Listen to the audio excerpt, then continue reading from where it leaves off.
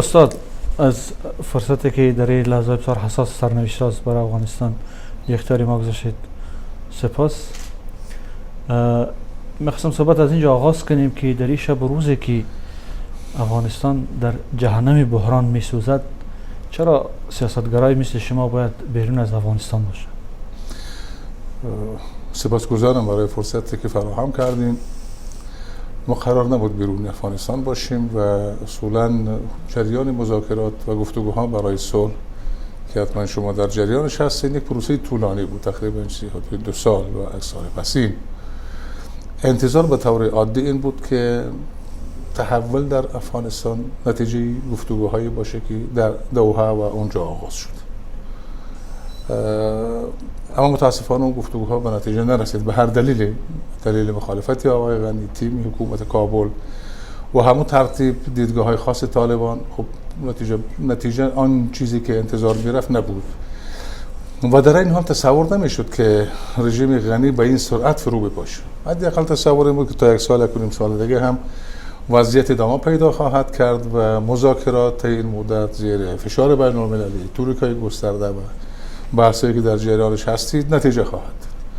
ما قبل از اینکه رژیم کابل فرو بپاشد سفری داشتیم به تاجیکستان و قبل از اون سفری داشتیم به اسلام آباد و قرار بود که چیزی حدود 32 تن از سیاستمداران افغانستان، رهبران احزاب سیاسی، دولت مردان به اسلام آباد سفر بکنن و در رابطه با ایجاد یک دولت انتقالی با مقامات پاکستانی هم که مؤثرن بر جریان طالبان در افغانستان گفتگو کنیم. آقای غنی در اجلاس تاشکند از آقای عمران خان نخست وزیر پاکستان خواست که این سفر به تعویق بیفتد به بعد از عید. اون سفر قبل از عید قربان بود و بنابراین با این فشاری که آقای غنی وارد کردن آقای عمران خان هم گفتن خوب سفر بعد از عید باشه و بعد از عید اون جریان بود که اتفاق افتاد. یعنی تنش شروع شد میان حکومت کابل و پاکستان بر سر اون ماجرای سفیر و خانواده‌اش که در واقع بهانه‌هایی بود که آقای غنی میگرفت برای اینکه این پروسه صلح به هر حال اون گونه که معمول هست و باید اتفاق بیفتد به نتیجه برسد نرسد. حالا خواستایی داشت به نظر من که نخواست اون پروسه اون گونه به پیروزی برسد. بنابراین من سفرم لااقل به تاجیکستان قبل از فرو افتادن کابل بود، یعنی چند روز قبل از فرو افتادن کابل بود و من از دوشنبه به اسلام آباد سفر کردم. البته هیئتی که از کابل به اسلام آباد آمد دقیقاً همون روزی آمد که تقریبا تا حوالی ظهر طالبان وارد کابل شدن و اینا در هواپیما بودن. یعنی این ادامه اون سفر قبل از ماه عید قربان بود و برای برگشت متاسفانه پرواز نبود، فرصت نبود. فرودگاه کابل بسته شد به خاطر پروازهای آمریکایی ها و ما خیلی کوشش کردیم، من شخصا خیلی کوشش کردم که بگردم به کابل. متاسفانه امکان پرواز نبود، یا به کابل یا به پنجشیر یا به شمال یا هر جای دیگری که ممکن بود برای برگشت. که من تا همین الانم که در خدمت شما هستم تلاش کردم و با جاهای مختلف گفتگو کردم که وارد بشویم، ولی متاسفانه امکان ورود نیست به دلیل هم حضور طالبان در این مناطق و همین که پرواز نیست از دوشنبه به کابل و بسته از فرودگاه‌ها و دیگه هم به همین ترتیب انصافا ماندن. نه اینطوری نبود که فرار کرده باشم، برای گفتگو آمدم. بله دقیقاً. از تیمی که شما ذکر کردید که اسلام آباد رفت، ظاهرا نتیجه مذاکرات شما در اسلام آباد بسیار ملموس نبود.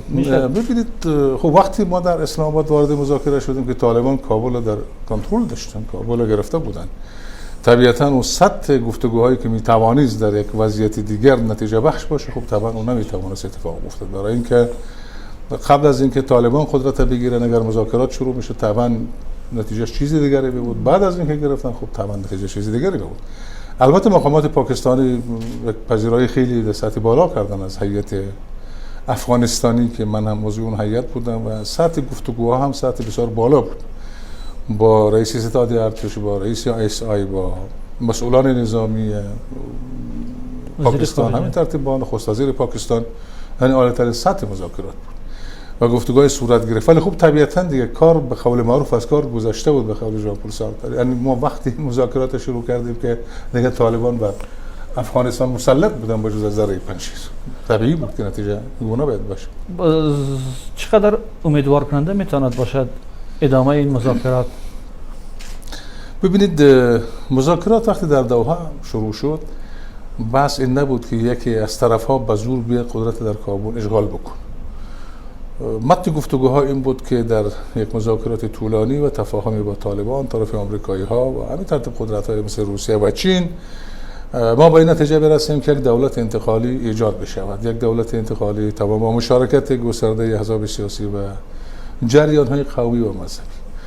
این حکومت انتقالی یک آدمی بی‌طرف در اصلش باشه و برای حداقل 1 سال یا 12 ماه یا 13 ماه بیان که بقیه ساختار نظام فرو بپاشه اداره بکنه مملکت و بعد از اون ما بریم حالا به طرف انتخابات یا هر فرم دیگری که میشود بحران بهش پشت سر گذاشت و از این بحران عبور کرد. اصلا مسئله این بود و جریان این بود که بعد این گونه اتفاق میافتاد و بعد این گونه میشد و اون ترتیب مذاکرات منطقی بود، اون روالی از مذاکرات که باید اتفاق میافتاد که نشد همش و در واقع منقطع شد و جریان مذاکرات اینا و اون برخلاف انتظار شد چیزی که اتفاق افتاد.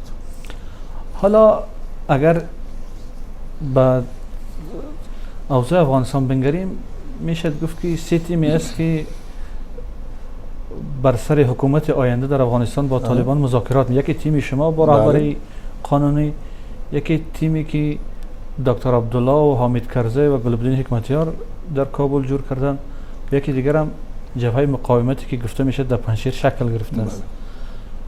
آیا فکر میکنید که کدامی از این تیم ها میتواند موثرتر روی طالبان تاثیر بگذاره؟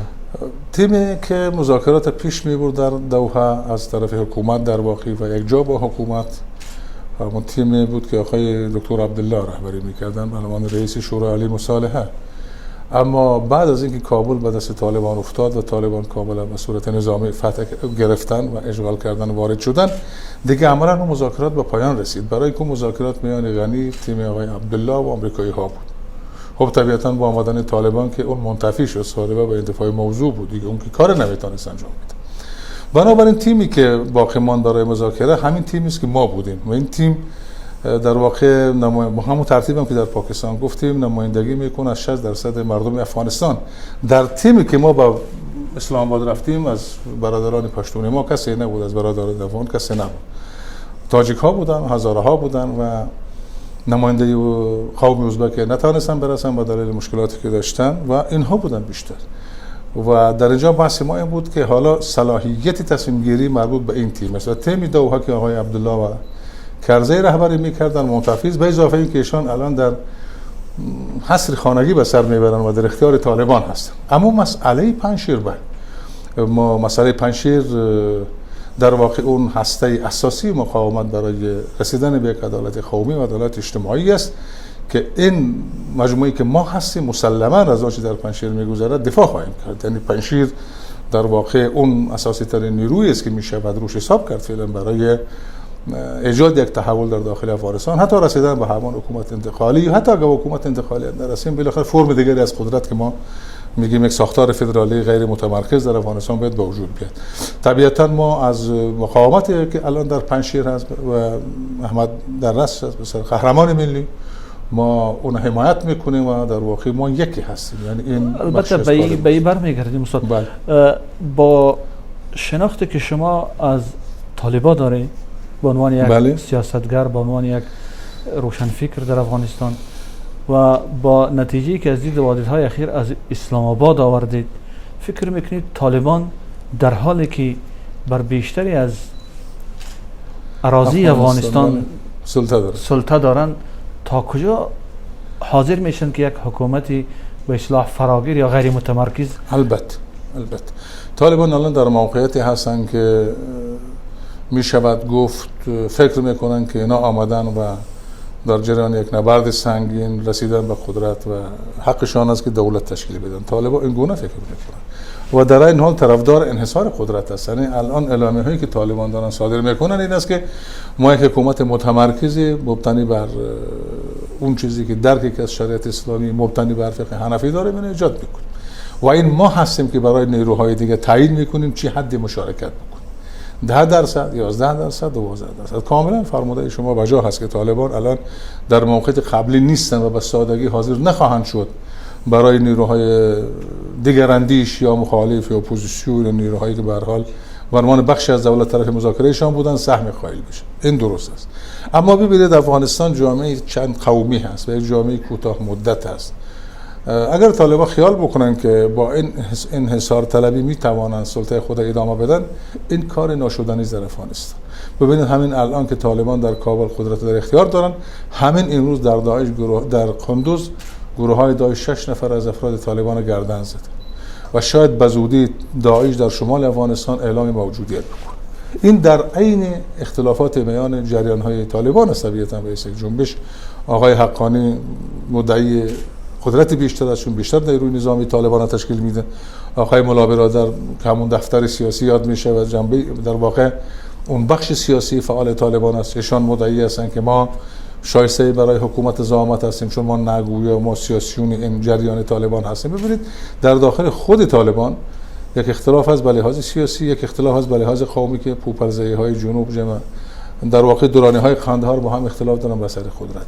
حالا اگر این اطلاعاتی که من امروز دارم درست باشد، یعنی این اتفاق افتاد که داعش اعلام حضور بکنه در شمال افغانستان، خب شما می‌بینید که افغانستان درگیر یک جنگ داخلی گسترده میشه.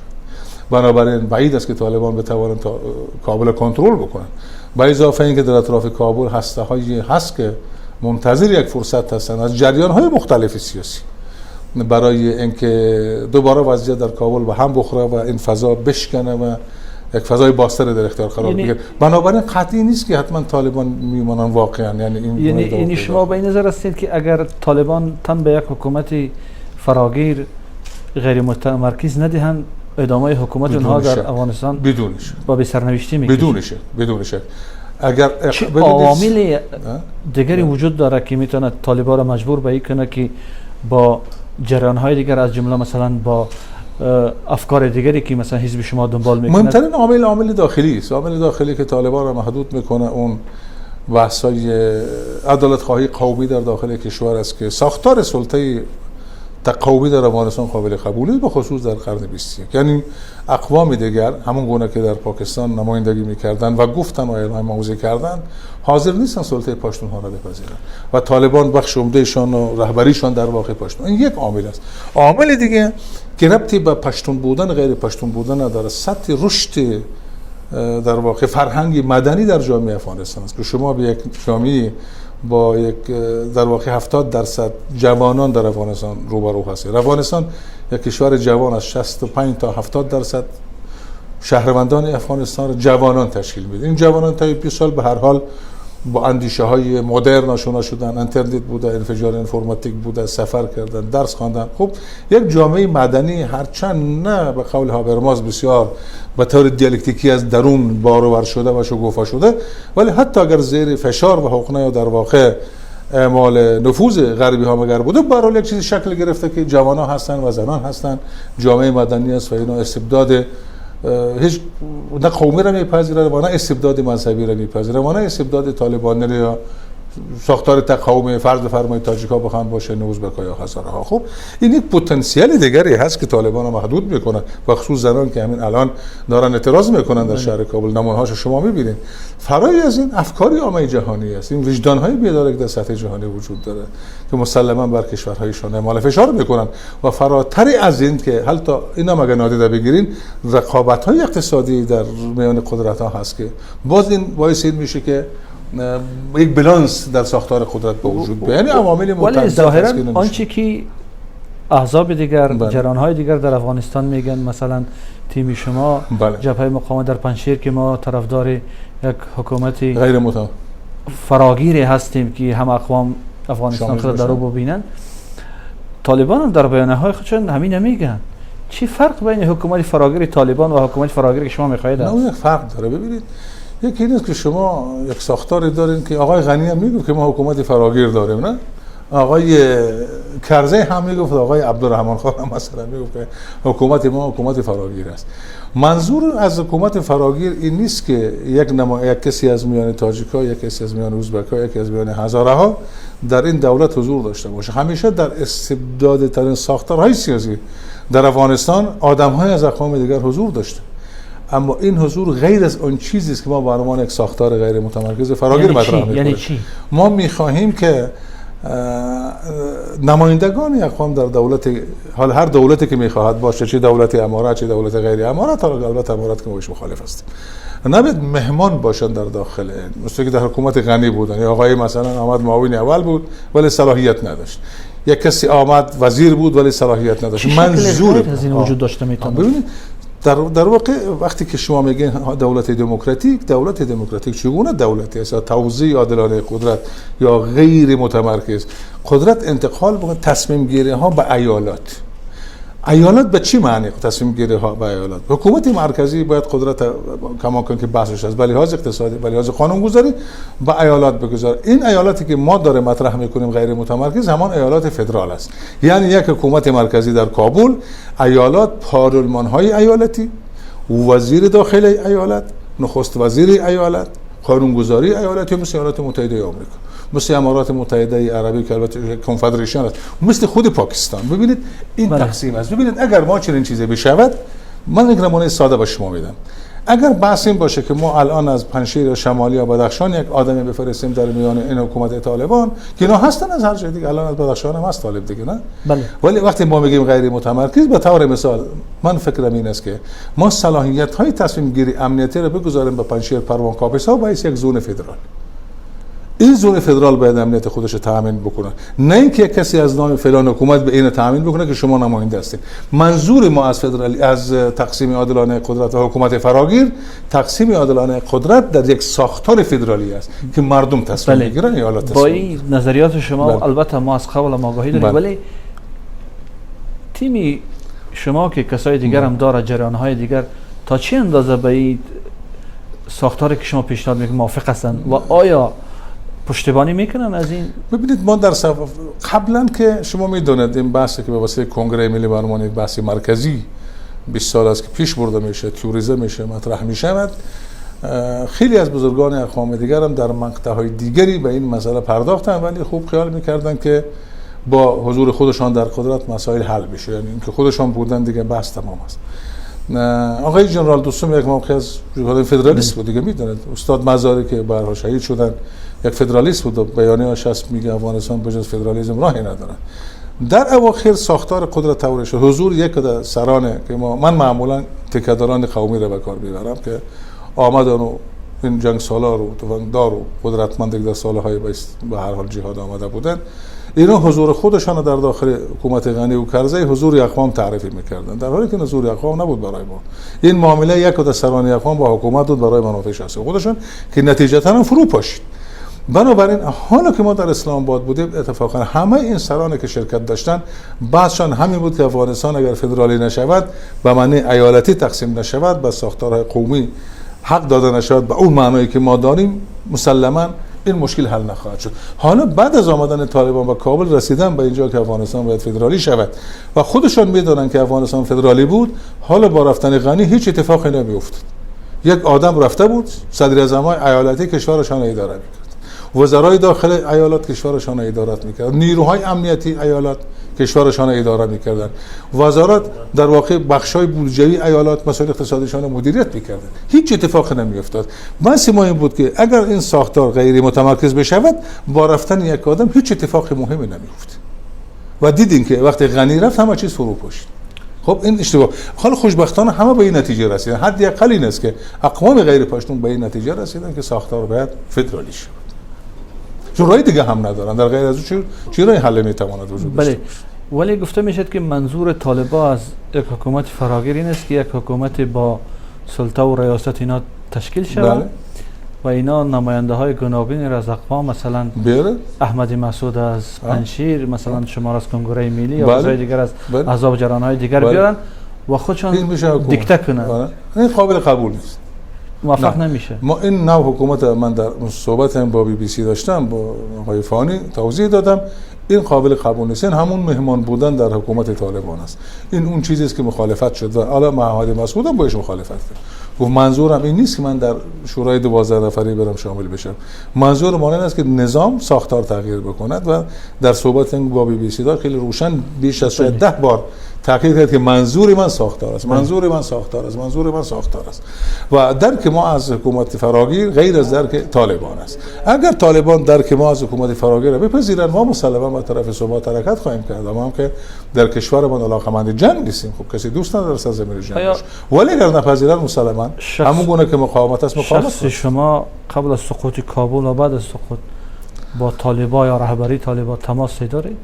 ما با رهبری طالبان بعد از سقوط نه، ما فقط با پاکستانی ها به عنوان کشوری که موثر هست گفتگو داشتیم که ولی خب امروز و دیروز هیئتی از طالبان رفت برای گفتگو در پروان با جبهه مقاومت و صحبت‌های صورت گرفت. این اولین دیدارهای مستقیم در واقع رسمی میان جریان‌های ما و طالبان. فکر می‌کنید چه نتیجه ملموسی می‌گیرید؟ هنوز من گمان نمی‌کنم به زودی نتیجه ما داشته باشیم. از این هرچند فشارهای تا حدودی بین‌المللی هست که به یک ترتیبی اون مفاد کنفرانس دوحه تطبیق بشود. حالا آقای عبدالله در کابل است، آقای غنی هست، نماینده قطر رفتن، نماینده ایران الان اونجا در کابل هستن. یک کوشش های به این ترتیب هست، اما فکر نمی‌کنم برای اینکه خواست طالبان این است که نیروهای ما در پنجشیر و برادرانی در جاهای دیگه هستن و حالا در اندراب و در خیلی جاها اون چیزی در اختیار دارن به عنوان هلیکوپتر، سلام، حمایت تحویل طالبان بدن و اونا گفتن که اینا غنیمت، اینا بیت المال هستن، اینا رو به ما تحویل بدیم، باز ما حاکم تعیین بکنیم، تفاهم بکنیم. این نه، به نظر من این شده نه، این نخواهد بود. و فکر میکنم چیزی که الان خیلی خیلی متصور است درگیری‌های نظامی. البته همه منتظر این هستند که این مذاکرات نتیجه بدهد و امیدوارم که نتیجه با یک بحران یا خدای نکرده به جنگ نرود. ولی در صورتی که اگر مذاکرات نتیجه ندهد چقدر پتانسیل وجود دارد؟ پتانسیل ببینید افغانستان وقتی شما نرسید به یک اقناع بر سر ساختار یک دولت بعد بگین پتانسیل، اقوام مختلف در افغانستان ببینید هزارجات یک پتانسیل است. درست است که اونجا فعلا طالبان هستن ولی اون منطقه هزارانشین است، بالقوه همیشه امکان مقاومت در اونجا وجود دارد. شمال کابل عمدتاً تاجیک‌ها هستن، همیشه امکان مقاومت. وقتی که ما میگیم پتانسیل، تمام ظرفیت‌ها را بر مبنای آنچه من قبلا خدمت شما برشمردم باید مد نظر گرفت، از جامعه مدنی تا جوانان تا افکار عامه تا حضور اقوام برای نبرد و برای قدرت و در این حال فشار برخی از نهادهای بین‌المللی. خب اگه شما اینا را مد نظر بگیرید، یک پتانسیل بسیار بسیار قدرتمندی برای جنگ است که ما امیدوار هستیم ما وارد یک جنگ نشویم و این چیزایی که ما می‌خوایم از طریق گفتگو بهش برسیم. این به نفع جریان طالبان است، به نفع ما. اگه مسئله این باشه که ما به ثبات برسیم. امکان بجز پنجشیر در مناطق دیگر شمال افغانستان یا در شمالی کابل با وجود آمدن خیزش‌های مردمی هم الان در 3 ولسوالی بنود سلا در اندراب جنگ بسیار شدید است. اندراب مربوط به ولایت بغلان است. نبردهای سنگین و شدید چندین روز است که ادامه دارد. قبل از اینکه در پنجشیر جنگ صورت بگیرد اندرابی ها وارد نبرد مسلحانه شدند و همین اکنون در هرات برخی از جریان ها مربوط مولا منصور از طالبان کشته شده در مرزهای ایران، اون جریان ها تابع جریان طالبان نیستند. جریان داعش کلان در مناطق مثل نورستان و خوگیان قسمت های از جلال آباد دوباره فعال شدن. خوب جریان های مستقلی هستند که مربوط نه به ما، نه مربوط به طالبان، نه مربوط به جریان های دیگه. اینو پتانسیل مختلفی برای جنگ. در مناطق پشتون نشین هم اعتراض های با وجود بیاد که با طالبان موافقت نداشته. شکی نیست. ببینید گروه های مربوط به قنداره ها، گروه های مربوط به رازق و برخی جریان در قندهار فعال بودن. اونام جریان هایی هستن که ببینید 400 تا کشته دادن دیگه بعد از آمدن طالبان در قندهار. این 400 تا تقریبا اجزای قندهار بودن و طبیعتا این امکان در این اختلافات در داخل خود قوم پشتون هم وجود داره طبیعتا. بله، برای اینکه همه کم نظر نیست. قدرت ها کشورهای منطقه آیا در صورتی به نتیجه نرسیدن مذاکرات امکان دارد که از جبهه مقاومت یا از خیزش‌های مردمی حمایت کنند؟ مثل روسیه، مثل اینا. باید دید. من تا اونجایی که الان من میدانم روسیه و چین دارن با احتیاط عمل میکنن نسبت به طالبان. یک سطح به نظر من تا حال بهتری از یک نوع رابطه دارن با طالبان، یعنی الان موازی نکردن طالبان.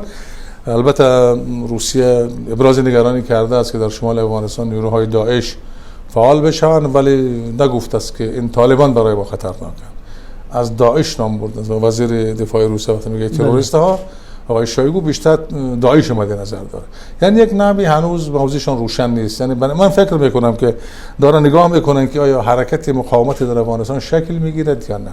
اگر شکل گرفت این حرکت مسلماً یک جور دیگری برخورد خواهند کرد و اگر فکر بکنن که مقاومت وجود ندارد احتمالاً چین و روسیه از یک سطح بهبود مناسبت با طالبان سخن خواهند. خب این در آسیای مرکزی از جمله در تاجیکستان هم نگرانی ها همین است که مثلا کشورهای مثلا قدرت‌های پرنفوذی مثل روسیه و چین با طالبان همکاری میکنند در صورتی که در تجربه این همه سالها طالب یک نیروی قابل اعتماد نبوده است. شما فکر میکنید در این مقطع زمانی چقدر قابل اعتماد میتونه باشه؟ من فکر میکنم که هم فدراتیو روسیه و هم جمهوری مردم چین باید به عنوان دو کشور بزرگ اونقدر مطلع باشن و اونقدر بشناسن قضای منطقه‌ای را که بسیار عجله عمل نکنن برای افزایش یک سطح بالای از مناسبات تا مثلا به رسمیت شناختن دولت امارات و اینها. من امیدوارم چنین چیزی نشود و از کشورهای بزرگ مثل فدراتیو روسیه و چین هم انتظار این است که باید بسیار عاقلانه عمل بکنن نسبت به مسائل افغانستان، چون اون کشور فوق العاده پیچیده‌ای هست و مترتب که آقای کاتوزیان میگه یک جامعه کوتاه مدت است، هر چیزی میتواند اتفاق بیفتد. ببینید یک بار می دموکراسی غربی بعد میره در اوج، میره در صفر، میره در حالت قرون وسطا، در یک روز چقدر تغییر ایجاد میشه. اینها درسن برای یک کشور باید بداند. اما من فکر میکنم که اگر اینو فکر نکنن در بلند مدت آنچه در افغانستان اتفاق میفته منافع روسیه را تهدید خواهد کرد و اینا خیال میکنن که چنین چیزی نیست، برای اینکه پتانسیل برای سوء استفاده آمریکایی ها در منطقه در یک بحران سازی علیه فدراتیو روسیه به حد کافی هست و من نمیخوام خیلی چیزاش اشاره بکنم. در واقع جریان های اسلامی هستن، با احترام به خلق ترک سیاست های پان ترکیستی هست در منطقه. خب حوزه آسیای مرکزی حوزه‌ای است که هر دو عناصر در خودش داره و اینا می توانند مورد بسیج بشوند در یک موقعیتی و مشکل ایجاد بکنن برای فدراتیو روسیه. بنابراین فدراتیو روسیه نباید از قضای افغانستان ساده بگذره که با همین سادگی سو بعد اتفاق هم نمیفته و آمدن این همه نیروی مسلح از کشورهای مختلف در افغانستان برای چی بسیج شدن این همه نیروهای اسلامی؟ اگر به بحث تشکیل حکومت و بیانیه‌های طالبان برگردیم، از نظر شما طالبان چقدر یک گروه یا نیروی مستقل هستند در تصمیم گیری هاشون؟ ببینید طالبان رو موردی باید نگاه کرد. درباره جنبش‌های مثل طالبان و هر جنبشی دیگری به لحاظ جامعه شناسی نمی‌شود گفت که 100% این است یا 100% آن است. در میان طالبان گروه‌هایی وجود دارند و حلقات وجود دارند که با کشورهای منطقه در رابطه، با پاکستان در تماس هستند، با جمهوری اسلامی ایران در تماس هستند، با فدراتیو روسیه در تماس هستند. می‌بینید که وقتی در مسکو جلسه میشه خب یک شبه نشده که حتما یک رابطه وجود داره که اون جلسه این مسکو برگزار بشه. حداقل نتیجه 10-15 سال کار باید بشه. درسته. طبیعی است. اونطوری نه. من در جلسه مسکو بودم، خودم شرکت داشتم. یا همین گونه با جمهوری مردم چین، جمهوری چین و مسئله سینکیانگ و نیروهای اسلامی اویغور، خب اینا مطالبی هست که همش اینا در اینجا وجود داره، در اینجا هست و اینا چیزی تازه نیست، چیزی یک شبه نیست. خب اینا رو چگونه میخوان حل بکنن در این منطقه؟ چطوری باید بهش نگاه بکنن؟ و اینا خیلی مهمن. اینا در شب و روزی که کابل سقوط کرد، البته این بحث از پیشتر هم وجود داشت ولی اون زمان بسیار داغ شد و چهره های بسیار مطرح سیاسی این موضوع رو بحث تسلیم قدرت بود. بله. شما تا چه اندازه به این دیدگاه موافق هستید؟ یا در واقع غنی دولت تسلیم کرد؟ شکی نیست. ببینید هرچند آقای جو بایدن میگه آمریکایی ها که فروپاشی ارتش افغانستان برای ما غیر مترقبه بود، منظورش از غیر مترقبه این است که خب ممکن بود فروپاشی دولت به دلایل بسیاری، فساد اداری، فساد اجتماعی، سیاست‌های تبعیض طلبانه پشتونی، ضد تاجیکی، ضد ازبکی، ضد هزارگی، ولی فکر نمیشد که لااقل در این مدت زمان کوتاه از شرکا و ولسوالی‌ها شروع بشه و ناگهان کاملا فرو بپاشه. حداقل انتظار برخی از کشورها در منطقه این بود که ممکن است این فروپاشیدگی تا یک سال دیگه اتفاق بیفته یا شاید در بهار یا آینده اتفاق بیفته. این آقای جو بایدن میگه. اما من به نظر من این چیزی نیست که جو بایدن رو نمیفهمید. وقتی که ما به عنوان یک جریان سیاسی میفهمیدیم که این رژیم فرومایه پیشه و بارها گفتیم که همین که حمایت آمریکا از رژیم دستش برداشته بشود یک هفته دوام نمیکنه. من بارها اینو در سخنرانی هم گفتم. خب معلوم بود که آمریکایی ها میدونستن، اما به نظر من آمریکایی ها دنبال ایجاد یک بحران در منطقه هستند و یک چنین وضعیت، یک چنین فرو افتادن در افغانستان میتونه بحران تداوم ببخشه در افغانستان و این آن چیزی است که آمریکایی ها دنبالش هستند. کشورهای مثل پاکستان اینا بیشتر دنبال منافع اقتصادی هستند که ثبات در آسیای مرکزی ایجاد بشه، بیزنس بکنن، تجارت بکنن و خیال میکنن که حکومت با اداره طالبان خوب میتواند این زمینه را برای پاکستان و برخی کشورها فراهم بکنه، چون رابطه خوبی هم پاکستانی ها با چینایی ها دارن و ایران هم که یک رابطه خیلی خوبه، قرارداد 27 ساله با چین داره. خب منطقاً به لحاظ اقتصادی اگر نگاه بکنید اینطوری به نظر میاد که لااقل چین، پاکستان و ایران باید خوشبین باشن به این تحول به لحاظ اقتصادی. یعنی اگر این ثبات در افغانستان ایجاد بشه و ایران همکاری اقتصادی را در سطح منطقه و آسیای مرکزی میتوانند رونق ببخشند، به خصوص پاکستانی ها که همیشه راه اینجا بهشان بسته بوده. اما آمریکایی ها دنبال این نیستن. آمریکایی ها دنبال ادامه بحران در منطقه هستند. برای همین اگر فردا پس فردا داعش در شمال افغانستان اعلام حضور بکند، معنیش این است که آمریکایی ها پروژهشان را دارن در افغانستان ادامه میدن، بانک نیروهایشان از افغانستان بیرون کشیدن. بنابراین اینجا بسیار طبیعی بر سر یک کمربند یک راه پروژه چینی نبرد بین هند و آمریکا در اتحاد با هند و آمریکا علیه چین و فدراتیو روسیه در این منطقه ادامه پیدا خواهد کرد. برای اینکه هندوستان از اینکه این پروژه چینی موفق بشود بسیار نگران است و هندوستان در شمال افغانستان فعال است برای اینکه این پروژه را به هم بزنه.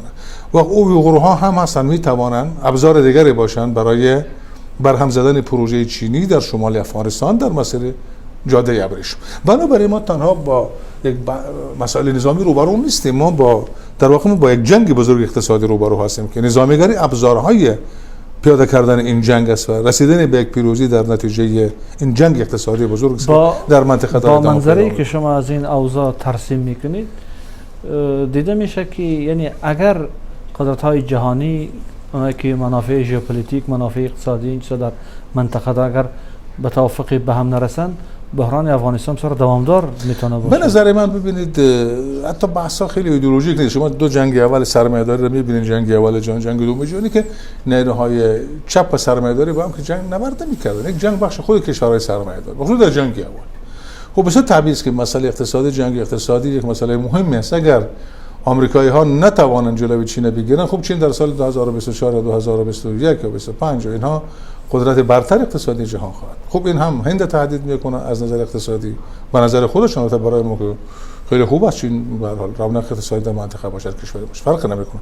منظورم قدرتمند هاست که در منطقه بازی میکنن و طبیعتا آمریکا را هم با خطر مواجه میکنه از این جهت از حیث بازارآوری کمربند یک راه می‌بینید که پروژه بسیار از کشورهای زیادی می‌گذرد.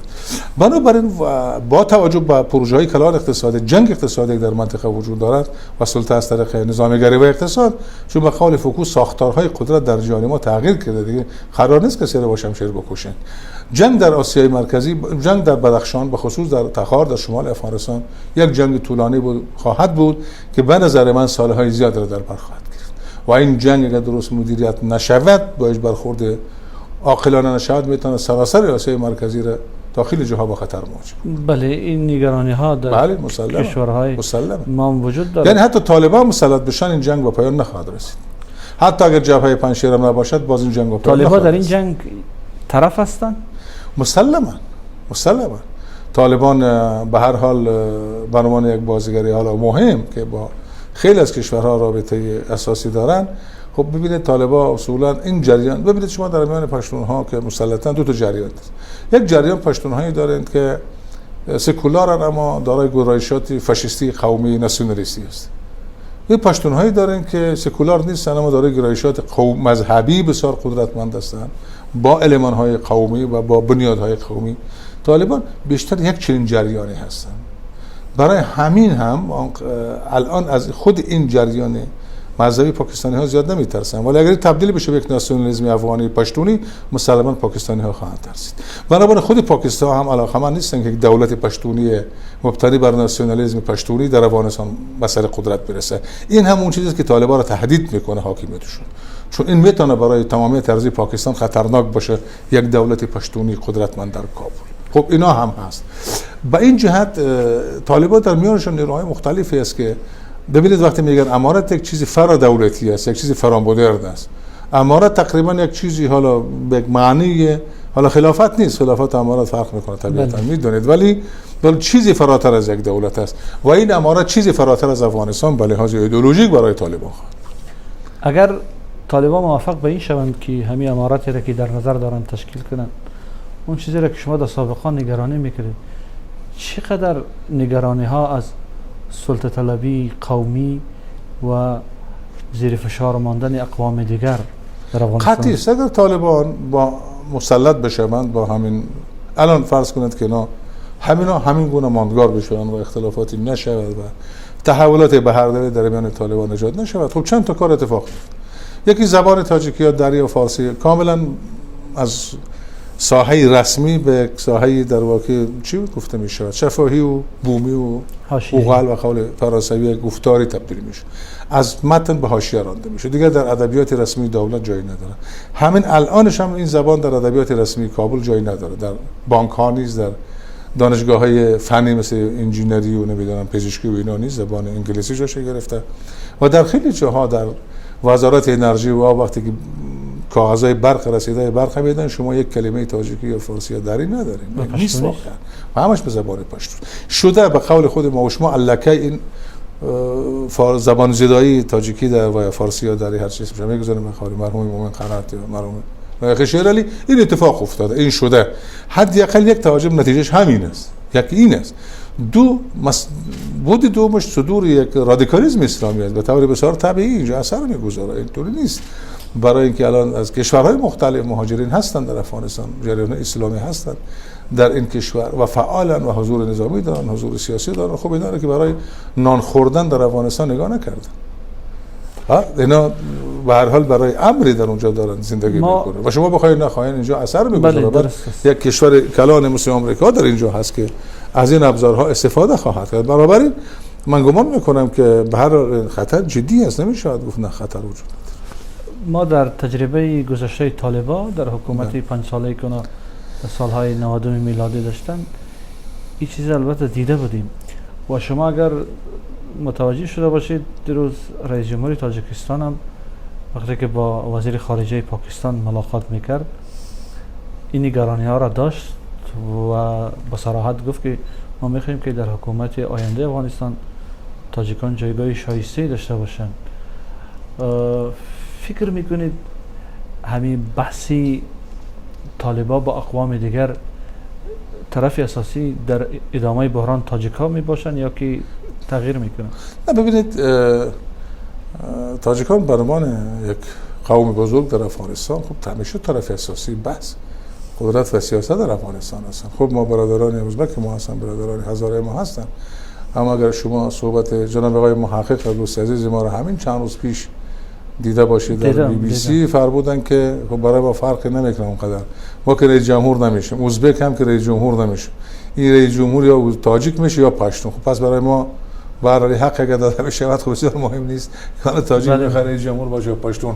واقعیت افغانستان، حالا من یک آدمی طرفدار عدالت قومی هستم، طرفدار حقوق بشر، من ذهنیت من فرق میکنه. من واقعا از اینکه چنین ذهنیت‌های وجود داشته باشه قوم خودش کمتر ببینه متاسفم. یعنی چرا ما جامعه داشته باشیم که یک قوم احساس بکنه که این جای پایین‌تر قرار داره؟ این برای یک آدم مسلمان واقعا قابل قبول نیست. من میخوام هر شهروند برابر، هر قوم برابر جای خودشون نبینه، ولی متاسفانه خب ساختار قومی رو این دستگاه‌های استبدادی این گونه درست کردن که این تفاوت‌ها وجود داره و اونجا نبرد در واقع یا رقابت یا سیاری شریکی هر چیز میشه میگذاره. میان تاجیک‌ها و پشتون‌ها از برمان دو اقلیت بزرگ قومی و در این میان اقلیت بزرگ قومی تاجیک‌ها بزرگترین اقلیت قومی افغانستان هستند، البته با این تفاوت که بزرگترین اکثریت زبانی است 80%. خب این باز این بله، باز امتیاز فارسی زبان ها و تاجیک ها و اینها در افغانستان است. بنابراین خب این رقابت وجود داره و اینها هست در داخل و الان اگر غلبه بکنن خب غلبه بر تاجیک ها خواهد بود و ما میخوایم که این عدالت واقعا رعایت بشه و ما هستیم که بلانس میتونیم ایجاد بکنیم در کنار برادران دیگرمان ازبک، تاجیک، ازبک، هزاره، بلوچ، پشتوی، اخوامدیان و حتی خود برادران پشتون. اگر ما این بلانس بین ما و پشتون ها به هم بخوره خب مسلما اونجا یک سلطه قومی فاشیستی ایجاد خواهد شد. شما همین حالا نگاه کنید، همین حالا که ما اینجا هستیم تنها جایی که جنگ است باز تاجیکان دارن استاد میشه. بله درست است یا نیست؟ شما در مناطق دیگه نمیبینید مقاومت، با وجودی که مناطق شمال برادران دیگه هستن، مناطق مرکزی، اما قدرتی که فعلا حکومت کابل به چالش کشیده باز تاجیک است. تاجیکان الان تاجیکان نباشن مسئله تمام است. لااقل برای این مرحله مسئله تمام است، نه؟ درست است. خب همین تاجیکا پس. خب میشود مثلا با تغییری که اوضاع در 2-3 روز آخر کرد گفت که تیمی که شما عضویان بودید و مذاکره میکرد کار این تیم پایان یافته باشه یا که دوام میکنه؟ نه، کار ما این جبهه سیاسی ما هست در واقع. آنچه الان در کابل اتفاق میفته در پنجشیر حوالی به اصطلاح اون جنبه سخت افزاری عدالت خواهی است. ما البته بارها تاکید کردیم به طالبان هم گفتیم که ما طرفدار جنگ نیستیم در کشور خودمان، جنگ طلب نیستیم. درست است جنگجویی به معنی توان داشتن برای نبرد همیشه در میان مردم ما است، ما نمیخوایم کشور خودمان پیوسته گرفتار جنگ بکنیم و برای همین هم تا حال همیشه پیام ما به همه نیروهای درگیر در افغانستان بوده که راه گفتگو رو ترجیح بدیم. ولی خب اگر راه ترجیح دادن نشود خب مثلا چی میماند؟ مقاومت هستن، چی میمونه؟ در واقع روبرو هست، روبرو میشیم با این مسائل. این جریان ما رهبر جریانی است که الان ما هستیم و برادرانی که در سفر کردن به اسلام به طور کلی جبهه سیاسی این مقاومت تشکیل خواهند داد بدون تردید و دوحه با پایان رسیده. یعنی به این معنی که آقای غنی و عبدالله تمام به طور پراکنده عمل میکند یا که امکان دارد که اینا در جای به هم بیاین و برنامه‌هاشون جدی‌تر باشه؟ باید یک جبهه اعلام بشود به لحاظ سیاسی، با یک اسمی، با یک هویتی، با یک موضوعگیری سیاسی مشخص که طبعا وحدت نظر وجود داره برای دفاع و این روی اسمش. ما دیشب هم با برادران تلفنی کار داشتیم با هم صحبت میکردیم، از من خواستن برای یک اسم مناسب برای این جبهه سیاسی فکر بکنم و نامه رو پیشنهاد بکنیم. یعنی اگر این جبهه تشکیل شد در قدم اول از خارج کار میکنه و امکان داره که در آینده داخل خارج ما خب الان ما هر زمان اسلام آباد می‌خواستیم پس به کابل بریم. ما با مسئولان پاکستان هم گپ زدیم که بیاد بریم، ولی متاسفانه اون فروپاشی و وضعیتی که در فرودگاه کابل ایجاد شد باعث این شد که ما نتوانیم به کابل برگردیم. ولی این جبهه خب بخش عظیم همین مردم در داخل کشور هستند. با ضمانت‌هایی که طالبان میدهند چقدر موافق هستید؟ قابل اطمینان است. من در یک کشور مثل افغانستان ضمانت همون توانایی‌های ذاتی است که جنبش‌ها برای خودشون دارن. به اصطلاح قدرتی است که در اختیار دارن. ضمانت معنی نداره در افغانستان. حالا اما آقای دکتر عبدالله که هنوز یک ضمانت بین‌المللی هم داشت، رئیس مصالحه بود، خالی سواس و در خانه‌اش نشسته است. خب چه ضمانتی وجود داره در کشور در فیسبوک و در رسانه‌های ضمانت قدرت است، ساختار است. درست است واقعا. در رسانه‌های اجتماعی و در فیسبوک گفته میشد که خانه بعضی از سیاستمدارها در کابل تلاشی شده از جمله شما. بله همه خانه رفتن، خانه ما، خانه قانونی، خانه صلاح‌الدین، دفتر جمعیت گرفتن در اختیارشان است. خانه احمد جان مسعود، احمدی مسعود، هر چی ماشین و باشن بودن بردن دیگه با خودشون. طبیعتا رفتن در خانه ها، بله این طبیعیه. اینو که دیشب هم گفتن و خود رسانه ها هم گفتن که بله آمدن و یعنی در صورت برگشت امنیتی وجودی، امنیت انفرادی شما هم زیر خطر هست. طبیعتا من پیشتر گفتم که واقعا هیچ تضمینی وجود نداره در کشور مثل افغانستان که شما به یک جریان‌های باور بکنید خوب این امنیت شما رو تامین بکنن. برای همین مذاکرات صلح با خطر جدی مواجه است که یعنی سخت از به یک نتیجه برسیم. برای این است که اگر ما پایگاه‌های ما را نسازیم، یعنی ساختاری که وجود داره ما در اون ساختارها نباشیم، هیچ تضمینی وجود نداره. یعنی شما قرار باشه که بگین خب ما مییم کابل و شما امنیت بگیرین. خب اول در داخل کابل اینقدر نیروهای مسلح غیر مسئول است، اونجا داعش است، القاعده است، طالب از، گروه‌های متعدد در میان اینها است، سازمان‌های بین‌المللی هستن، استخبارات هست، شبکه‌های مافیا است، میتونن با کشتن چند تا از شخصیت‌های سیاسی یک بحران کلان ایجاد بکنن. بنابراین تضمین ما تضمین در قدرت واقعی خود ماست که در یک ساختار به تعریف میشه. تضمین فردی وجود نداره واقعا وجود نداره. اما قسمتی که شما اشاره کردید، حوادث در افغانستان میتونه که هر روز یا هر ساعت تغییر کنه. اگر صحبتمون خلاصه کنیم، مردم افغانستان یا مردم منطقه در چند روزی پسین، در یک هفته یا در 10 روز منتظر چی چیزی مشخصی بوده میتونه؟ ببینید اول خب وضعیت فرودگاه رو دیدین که اون حالت روانی مردم اصلا واقعا مردم اعصابشون از دست دادن. چطوری ممکن است یک آدم عاقلی در ساندی که خودش از مثلا تیم فوتبال جوانان افغانستان و روی بال هواپیما بخواد بره آمریکا مثلا 40 ساعت پرواز کنه؟ بله. خب یعنی این معنیش چی است؟ معنیش این است که واقعا مردم به لحاظ روانی به لحاظ عصبی نمیفهمن چیکار باید بکنن و به شدت نگران هستن و مضطرب هستن از وضعیتی که الان در افغانستان آمده. نه تنها نظامی نیست، مثلا کشتن هم نیست، فقر اقتصادی است، بحران است، بیکاری است. همین الان تمام ادارات دولتی فلجن، حقوق داده نمیشه و اینها و این وضعیت بسیار خطرناک است در شهر کابل. مردم منتظر این بحث است که الان در کابل ادامه داره. طالبان میگن که ما یک حکومت همشمول میخوایم بسازیم فراگیر. خب مردم که نمیدونن به درستی تحلیل بکنن، 70-80% مردم بی‌سوادن، ولی یک چیزهایی در افق برای خودشان تصویر میکنن که ممکن است در واقع روزانه برهایی باشه. یعنی این حکومت ایجاد بشود، اون بحثی که در خطر بود شکل بگیره، حکومت انتقالی با وجود بیاید، ما هم در این حکومت مشارکت بکنیم، نیروهای سیاسی مشارکت بکنن و بقیه قوتایی که در میدانهای جنگ هستن. این یک مفر، یک امیدی برای مردم افغانستان باشه. ما واقعا اینو نگاه میکنیم و خیالشان هم همین است که هنوز همه چیز به پایان نرسیده. شاید این دولت تشکیل بشود، برای که هنوز دولت طالبان تشکیل نشده است و خب نماینده های میروند از کشورهای مختلف، ملل متحد آمریکا، کشورهای منطقه. خب اینم یک امید میده برای مردم که شاید اینا آمدن یک اتفاقی بعد در داخل بیفته در داخل کشور. خب مردم منتظر این هستن که این چیزای آیا میشه یا نمیشه. ولی واقعیت قضیه این است که بحران خیلی عمیق‌تر و فراگیرتر از این است که بشود گفت در این چند روز میشود چون اطمینان هایی به مردم داد یا بر سر یک ساختار یا بر سر یک نظام از این گونه به توافق رسید. این خطر هست افغانستان که این البته ما نمیخوایم زیاد به مردم بگیم، ولی خطر بالکانیزه شدن، خطر سوریایی شدن، خطر این که افغانستان گرفتار جنگ های داخلی شبیه سوریه بشود وجود دارد. همین الان اگر فرض کنید داعش اعلام موجودیت بکنه در جای القاعده، یک جای گروه های ناراض از طالبان ناراض از گروه خطر و نیروهای اقوام که الان خودشان در یک حکومت پشتونی با خطر مواجه ببینن، خب نتیجه یک جنگ، یک بالکانیزه شدن است. یعنی میتونه تمامیت ارضی افغانستان رو به خطر مواجه بکنه. 30 سال دیگه اینطوری نیست که کشورهای ایجاد شده جای از بین نمیرن. اگر درست مدیریت نشون کشورها میتوانند در تاریخ ساقط هم بشن. افغانستان قرن 19 ایجاد شد، میتونه در قرن 21 نباشه. امکان پاره شدن، همه چیز وجود داره. امکان تجزیه هست، کنفدریشن هست، امکان بالکانیزه شدن هست.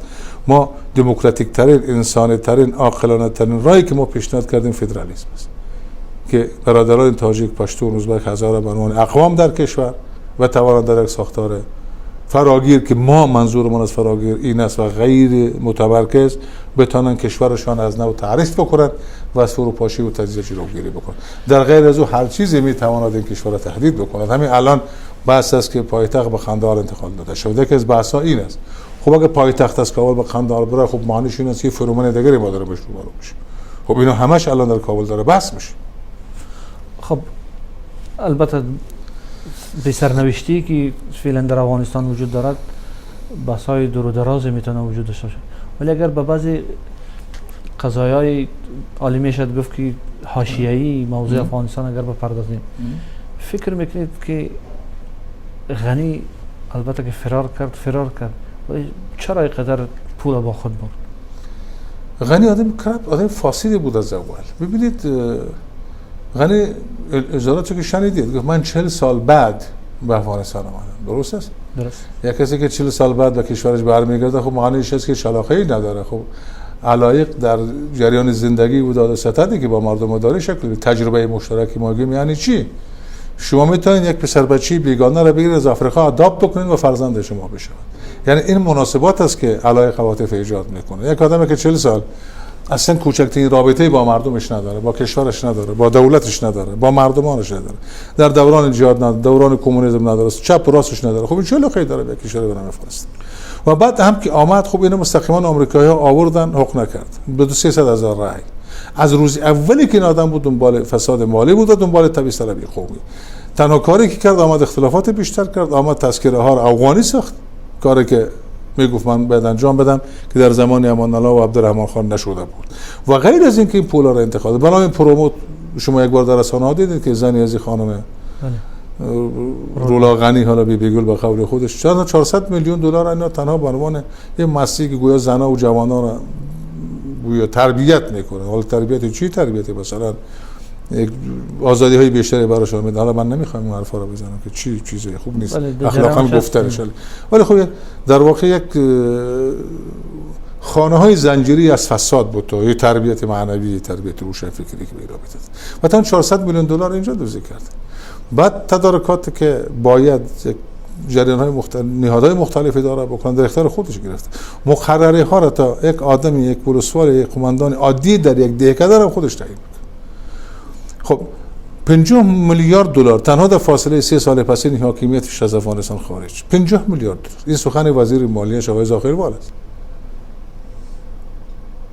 و 5% تکس مالیات تلفن به جیب خودش میرفت. نرخ بیکاری از 50 چند درصد زمان قبل از خودش رسید به 74 تا 80% در زمان غنی. یعنی اشتغال از میان رفت. الان پولایی رو که کشیدن برنامه‌ای که ما برای قوای مسلح و نیروهای امنیتی رو می‌خوایم تقویت بکنیم، مساحت خصوصی رو تعطیل کردن، بودجه اختیاری رو تعطیل کردن، خیلی رو تعطیل کرد، گفت که اینا تعطیل قوای مسلح را کمک می‌کنه. خب پولا رو به جیب خودشون زدن، فرار دادن، بردن. با اضافه ای که اینا 50-100 هزار سربازی که میگفتن عملاً وجود نداشت. یعنی خب بس سیگار است. درست. 24,000 مکتب وجود نداشت، 50-100 هزار عسکر هم وجود نداشت و این 100 هزار عسکر پول شکی میگرفت. مسلماً آدمای پایین که نمیتوانستن بگیرن. معلومه این فاسد دزدی بود. حالا در رسانه‌های افغانستان این موضوع مطرح میشد که غنی به محکمه کشیده. چقدر واقعی میبینید این تقاضاست؟ من نه تنها مردم افغانستان، نیروهای سیاسی روشنفکران خواستن که این آدم بازداشت بشود و پولهاش مصادره بشوند که کنگرسمن‌های آمریکا، جمهوری خواهان هم پریروز امکان پذیر هست خواستن. چرا امکان پذیر نیست؟ مگر این آقای به آکایوف نرفت در یک جبهه پاسخ بگه همین نزدیکای ما و شما چرا رفت؟ یعنی یک پروسه دوامدار میتونه باشه. ولی به هر حال فشار دائمی بهش خواهد بود، برای اینکه جمهوری خواه خواستن از آقای جو بایدن که این باید حسابای مالیش پس بده و پولاش باید بلاک بشه. و طبعا خاص مردم افغانستان هم است. و به اضافه جنایاتی که در نسل کشی و ژنوساید قومی، یعنی فرهنگ زدایی علیه تاجیک‌ها، خب اینم جزء جرایم بشری است. شما پاکسازی فرهنگ. چهره‌های دیگری سیاسی که تا سقوط کابل در افغانستان سر مطرح بودند، مثل استاد سیاف، مثل استاد عطا، مثل مارشال دوستم و اینا کجا هستند؟ استاد سیاف هند رفت و مارشال دوستم ترکیه است. استاد عطا که ازبکستان بود رفته دبی. امکان دارد که اینا با همین تیم شما برگردن؟ اینا خیلی مایلن که با تیم ما برگردن، ولی ما زیاد بهشون علاقه نداریم. ظاهرا فرزند استاد تیم شما بود. فرزندشون بودن، ولی خب استاد عطا و ببینید غنی یک تیم بود، مخصوصا در سالهای پسین، در یک سال پسین. حالا ما البته یک سیاسی صدری داریم که به لحاظ اینکه اینا متعلق به اقوامی هستن که زیاد زیر فشار بودن، به خصوص هم آقای دوستو و آقای عطا اینا، ولی ببینید اینا در نوعا در جرایم غنی صحیح من اینطوری هم نیست که صحیح نیست.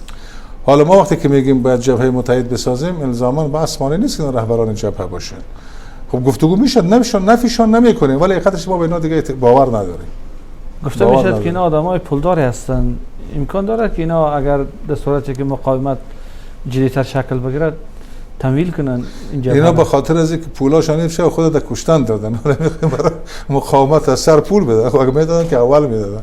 و نه بابا اینا قرارم هست. تازه هم در روزهای آخرم از حکومت میخواستن یک پول دیگه هم به جیب خود بزنن و اون کارم کردن. حالا چیزی نمونده بود، سرشون گفته ما دروازه ها فدای نایی کنن دیگه. از کجا این کارو میکنه؟ نه بابا حرفا نیست. نه اونا به نظر من دیگه اعتباری هم در داخل واقعا براشون نموند. فرار کردن، مردمشون تنها گذاشتن. خب اینا نیروهای مسلح بودن، ما که به هر حال فعالان سیاسی، رهبران احزابی بودیم که واسه روشنفکری داشتیم و اینا بیشتر کارهای دموکراتیک میکرد. خب اینا خب قماندانای جنگ بودن، یک شب هم تاب نیاوردن، این لاف میزدن که مردم ما اینجا ما مقاومت میکنیم و فلان، اگه تفنگت باشه و مردم باشه باز اگه اسیر بشی این شرم است. حالا سایت ها می نویسن با شوخی که سایت ها گفته که مرد هستین در تاشکند حمله کن. خب اینا مسخره‌اش واقعا. ولی خب کاری ندارم، خب بیایم بازم بیام به هر حال کاری با اینا میکنیم، ولی واقعا ما با اینا باور نداریم. درست است. خب البته ما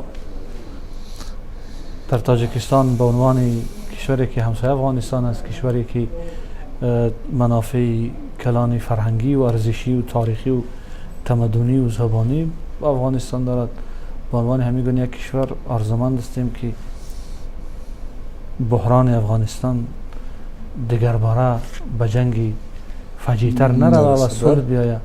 و همین امیدواری از شما تشکر میکنیم. قربان شما، خیلی ممنون، متشکرم.